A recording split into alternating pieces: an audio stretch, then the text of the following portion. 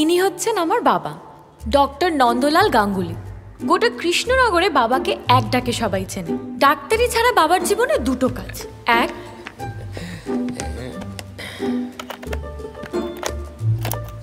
শাওন রাতে যদি স্মরণে নিজের ভুল সুরে গাওয়া রবীন্দ্রসঙ্গীত রেকর্ড করা, বাহিরে ঝড় বহে, আর নিজের গাওয়া সেই গান বেচারা রুগীদের শোনানো। কেমন হয়েছে রবীন্দ্রসঙ্গীতটা? এটা তো নজরুল গীতি। তাই বুঝি? নজরুল গীতি আবার কখন রেকর্ড করলাম? আসি যাই হোক, গানটা কেমন গেয়েছি বলো? মনে হলো যেন একটু বেসুরো। বেসুরো? কাল থেকে কোনো ওষুধ পাবে না তুমি, যাও। না না, বলতে চাইছিলাম একটুও বেসুরো হয়নি। হ্যাঁ হ্যাঁ, স্বয়ং রবীন্দ্রনাথ ঠাকুরও বোধহয় এতটা সুরে গাইতে পারতেন না, তাই তো? হ্যাঁ, ঠিক ঠিক ঠিক, বেশ বেশ, একদম একদম তাই। তোমাদের আজকে আর কাউকে ভিজিট দিতে হবে না, যাও যাও। বাবার এই রবীন্দ্রসঙ্গীত টিউশনির জন্য আমাদের বাড়িটা 4 তলা হলোই না, 2 তলাই রয়ে গেল। বাবার মতে কেউ যদি ডাক্তার হয় তাহলে তার জীবনে অন্তত একটা ড্রাগ আবিষ্কার করা উচিত। তাই বাবার 2 নম্বর কাজ হলো ওষুধ তৈরি করার চেষ্টা।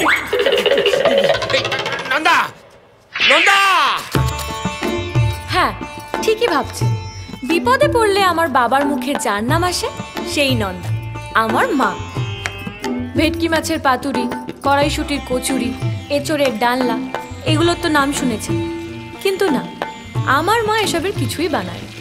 মা বানায় শুটকি মাছের কচুরি, এঁচোড়ের পাতুরি, ভেটকির ডালনা, আর শেষ পাতে কুমড়োর দই, আর যেগুলো গিলতে হয় আমাদের। খেতে এসো। এই তো এসে গেছে আজকে স্পেশাল মেনু, কাঁটা চচ্চড়ি, আমার আবিষ্কার। এক্সেলেন্ট। খাও। এটা হচ্ছে আমার ফ্যামিলি। বাপ মা যা করবে সব ঠিক, কিন্তু আমি করলে ঘটি হারিয়েছে।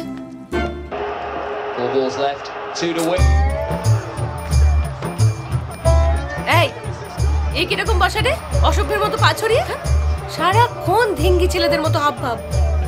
এত বড় হয়ে গেলি কোনো লক্ষ্মীশ্রী নেই রে, ঠিক করে বস।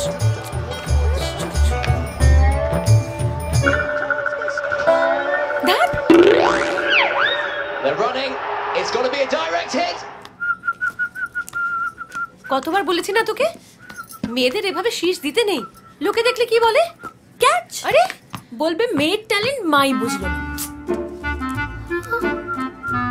ভগবান। এই 2 নম্বরটা সকালে খাবার পর একটা, বিকেলে খাবার পর একটা, আর 3 নম্বরটা প্রেসক্রিপশনটা এই দিকে। ওদিকে কি দেখছি? মানে ডাক্তার পায়খানাটা কিছুতেই থামছে না। এই বুঝি আবার হয়ে গেল।